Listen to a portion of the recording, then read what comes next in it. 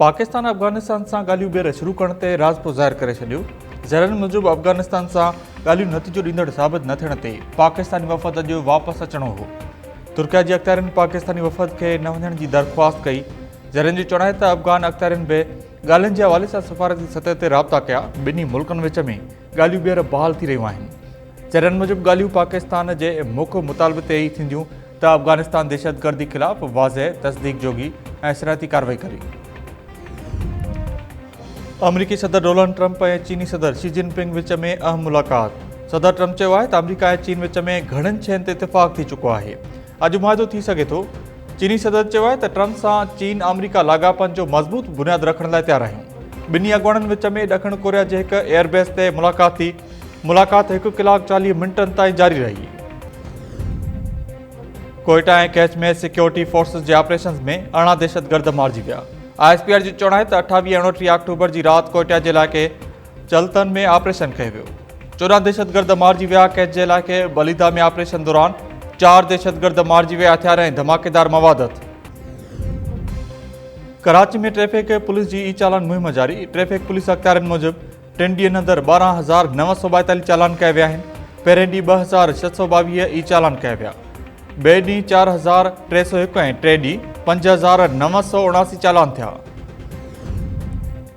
शिबली फराज जी नाअहली बाद सेनेट जी ख़ाली थियल सीट ते चूंड।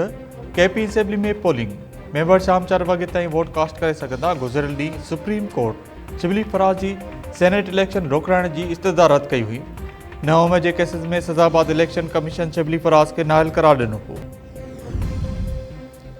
आज़ाद कश्मीर जे वज़ीर आज़म चौधरी अनवर उल ख़िलाफ़ बेतमादी रिथ अॼु बि पेश न थी सघंदी। ज़रनि जो चवणु आहे त बेतमादी रिथ जो मरहलो पहिरीं नवंबर ताईं मुलतवी कयो वियो आहे। पीपल्स पार्टी जी मरकज़ी क़यादत सुभाणे इजलास तलब करे वरितो। बिलाल भुट्टो जी सदारत हेठि थींदड़ इजलास में पीपल्स पार्टी आज़ाद कश्मीर जे पार्लियामानी पार्टी बि शिरकत कंदी। आज़ाद कश्मीर जे वज़ीर आज़म लाइ चौधरी यासीन ऐं लतीफ़ अकबर मज़बूत उम्मीदवार आहिनि। चीन ऐं पाकिस्तान विच में खिलाई सहकार में तारीख़ी अॻु बढ़ाए। चीन जे सरकारी मीडिया मूजिबि चीन पाकिस्तानी ख़िलाबाज़ मिशन में शमूलियत जो ऐलान करे छॾियो। पाकिस्तानी ख़िलाबाज़ मुख़्तसर मुदे लाइ पीलोड एक्सपर्ट जे तौर मिशन में हिसो वठंदा। गॾियल तरबियत पाकिस्तान ऐं चीन विच में खिलाई सहकार खे वधीक मज़बूत बणाईंदी।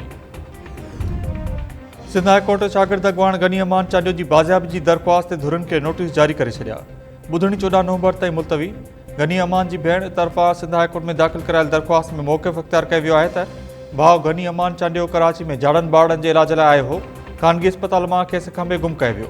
मलिर में वकीलनि जो अदालती कार्रवाइनि जो बाइकाट करे एहतिजाज। जाम छोरो सन हैदराबाद में गनी अमान चांडियो जी बाज़ियाबी लाइ मुज़ाहिरा।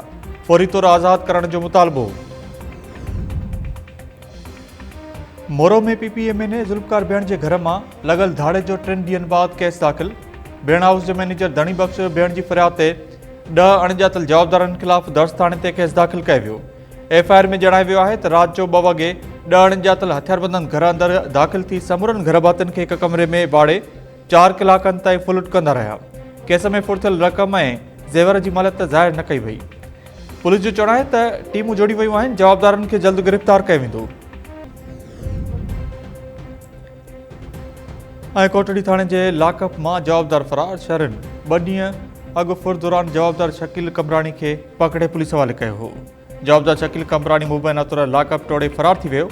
ड्यूटी ते मौजूदु बिनलकारनि खैर मोहम्मद ऐं मुमताज़ कुरैशी ते केस दाख़िल करे लाकअप कयो वियो।